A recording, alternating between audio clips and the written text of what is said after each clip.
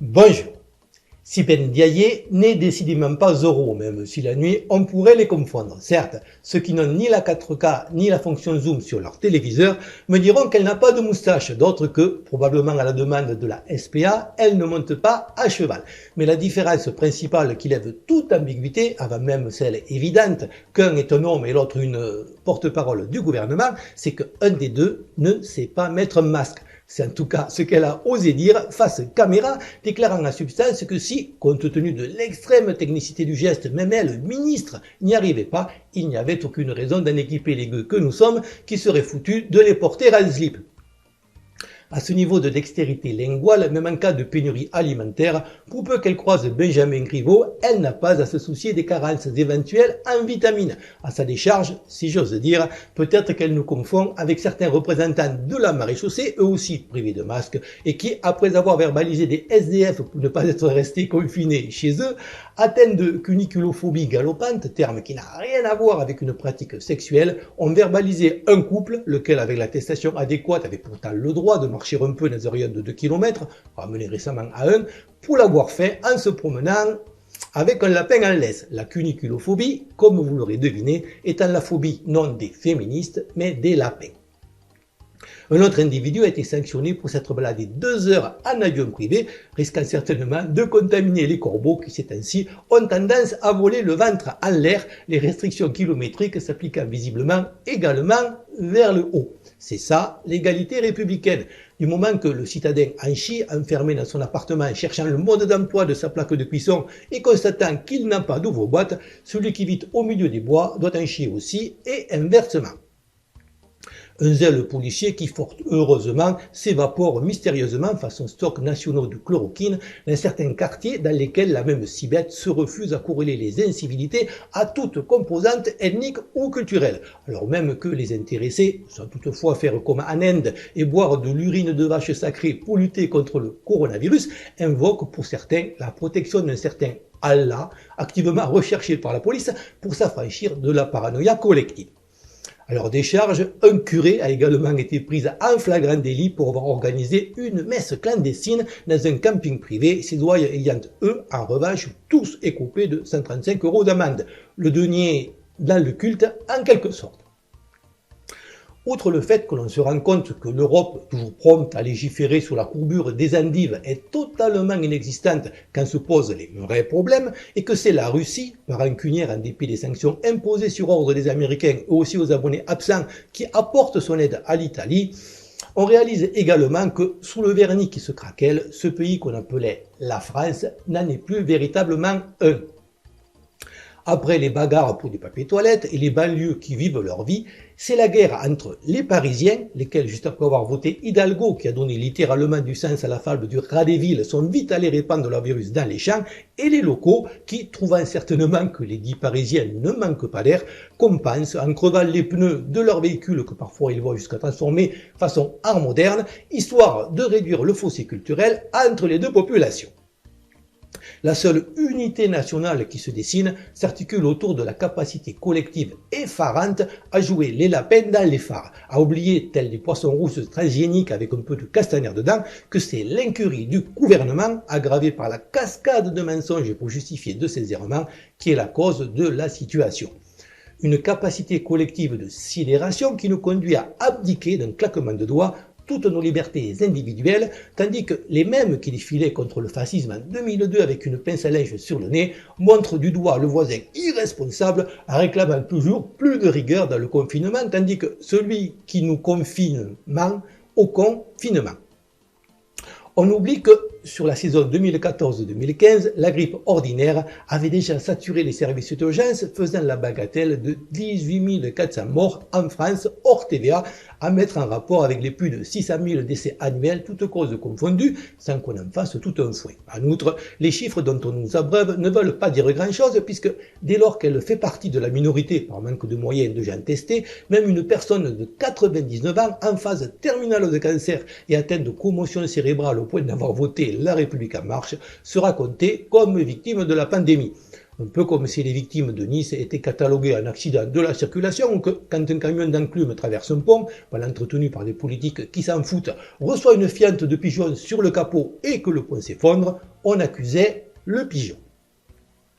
Parallèlement, on nous cache par omission la véritable hécatombe dans les EHPAD qui remonte de partout dans la presse régionale et qui, cette population n'étant pas testée, n'est pas pour l'instant comptabilisée.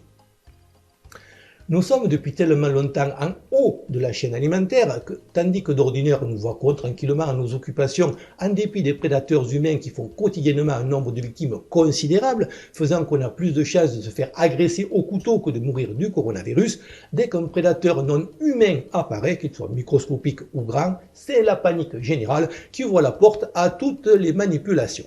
Si un tigre à dents de sabre sortait d'hibernation et se mettait à dévorer une personne par semaine, ce qui reste insignifiant, cette même France qui subit sans broncher des centaines de milliers d'attaques au couteau, de viols et autres meurtres, envisageant même de libérer les détenus de ses prisons pour cause de coronavirus, resterait enfermée chez elle, regardant en tremblant BFM TV diffuser non-stop la liste des victimes et la traque de la bête avec des hélicoptères, des drones et des images satellites. Il va sans dire qu'avec ce genre d'atavisme rémanent, en démocratie de l'émotion, un politique osant dire que même si, et c'est peu probable, le nombre des victimes du Covid-19 restant principalement des personnes très âgées était multiplié par 10 voire par 100, l'incidence statistique serait quasi nulle au bout de 4 ou 5 ans, se ferait littéralement lyncher. Du coup, les uns après les autres, par crainte de leur opinion publique devenue plus hystérique, que Marlène Schiappa découvrant la différence entre se faire un mal et se faire la malle, et par là l'utilité des genres, tous les pays du monde font la même chose que le voisin, histoire de rassurer les foules. La France, faute encore une fois d'avoir su préserver un système de santé capable de faire face à la crise et pour avoir fait des économies de pacotille sur les masques, histoire de financer, entre autres nobles causes, l'accueil de migrants à 50 000 € annuels par tête de pipe sur les miettes que nous laisse le racket bancaire, avec un président dans l'impossibilité idéologique de fermer les frontières et face à l'inconcevabilité politique de ne rien faire et d'admettre son impuissance, adopte la pire des solutions, claquemurant tout le monde et finissant d'achever ce qui reste de productivité dans le pays, le télétravail ne produisant pas de patates, en tout cas pas littéralement. Pas question non plus de suivre le docteur Raoult et sa chloroquine qui fermerait la porte à une nouvelle rente vaccinale pour Big Pharma. Les aveux de Triple Buzyn, laquelle est probablement loin d'être aussi bête qu'on le pense, en tout cas moins que Ndiaye,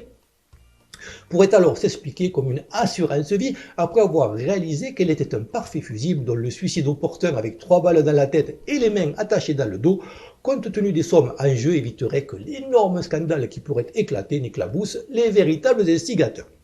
Je vous mets le lien pour les japonisants d'un article qui vient de sortir, publiant les données de l'hôpital militaire de Setagaya ayant procédé à des tomographies sur 104 patients volontaires issus du Diamond Princess dont la majorité n'avait pas ou peu de symptômes, faisant apparaître dans plus de 50% des cas, malgré tout, des lésions pulmonaires. Le confinement, contrairement au port généralisé du masque rendu impossible par nos gouvernants, ne fait que retarder la contamination dans l'attente d'un vaccin qu'on pourra d'autant plus imposer à tout le monde que cette famille de virus a tendance à être plus virulente chez des personnes ayant déjà été atteintes. C'était la minute complotiste. Dans tous les cas, ça va me tenir compte du tsunami financier qui s'annonce et donc, là encore, le coronavirus, qui n'y est pas pour grand-chose, va porter le chapeau. Il y aura un après Covid-19, la réalité se rappelant enfin à notre bon souvenir. Une réalité nous faisant réaliser que l'argent ne se mange pas, qu'une promesse de masque ne protège pas du coronavirus et que la communication ne saurait indéfiniment se substituer à la vraie politique. Que contrairement à l'Europe, qui ne sert à rien, les frontières servent à quelque chose, qu'Amazon ne remplace pas les commerces de proximité et qu'un pays qui se focalise sur l'écriture inclusive, la GPA et autres lois Avia, quand toutes ces infrastructures et services publics montrent leurs limites, devrait peut-être revoir ses priorités. De même qu'un beau jour, un tremblement de terre en Malaisie nous fera réaliser que nos données personnelles stockées dans le cloud magique n'étaient pas aussi dématérialisées que ça. Pour se changer un peu les idées, tout en restant dans la même veine de perte de vue des réalités, à l'attention de ceux parmi vous qui seraient amateurs de ces super-héros américains dont je dénonçais la nocivité dans une précédente vidéo à laquelle je vous renvoie et dont exceptionnellement j'avais même fait une version en anglais, je ne peux résister, car ça fait le buzz aux USA, à vous montrer la dernière trouvaille de Marvel qui, bénéficiant de la manne Disney et des retombées cinématographiques de la franchise, peut se permettre le luxe de sacrifier sa rentabilité à son idéologie. Marvel qui fait face à la faillite en cascade amplifiée par le coronavirus, les magasins de comics qui sont une véritable institution aux États-Unis et qui se voient déjà obligés, sans possibilité de retour des invendus, de proposer des BD avec des Thor femelles, des Spider-Man noirs, des Wolverine homosexuels, des super-héroïnes enceintes de 9 mois ou latino-lesbiennes, luttant contre le patriarcat sans plus aucune cohérence ni scénario et dont personne ne veut dans le lectorat traditionnel. Je vous montre car ça vaut son pesant de cacahuètes, sachant que la vidéo YouTube de promotion a quand même récolté 3000 likes contre 145 000 dislikes. Comprenez bien que pendant que des parasites sont grassement payés pour produire ce genre d'atrocités, dans la vraie vie, un agriculteur se suicide tous les 2 jours. Si vous n'êtes pas anglophone, les noms perdent un peu de leur saveur poétique et c'est dommage. Mais vous avez en vrac, tous issus de la diversité et cochant plusieurs cases, même si parfois il leur en manque une, Trailblazer, une version obèse de Dora l'exploratrice avec un sac magique d'où peut sortir n'importe quoi. Screen Time, un gamin exposé à un gaz internet, ça ne s'invente pas, qui en gros a le pouvoir d'être connecté à Google sans iPhone. Bi négative, un vampire androgyne ou gothique passionné par les années 2000 et cerise sur le gâteau, 2 jumeaux limite incestueux, fièrement LGBT et répondant au doux nom de Snowflake et Safe Space. L'une revendiquant un pronom genré et jetant des shurikens psychiques en forme de flocons de neige, tandis que l'autre projette des champs de force protecteurs de couleur rose dont lui-même ne peut bénéficier. L'industrie du comics américain est sauvée et toute ressemblance avec des membres du gouvernement français est bien sûr purement fortuite.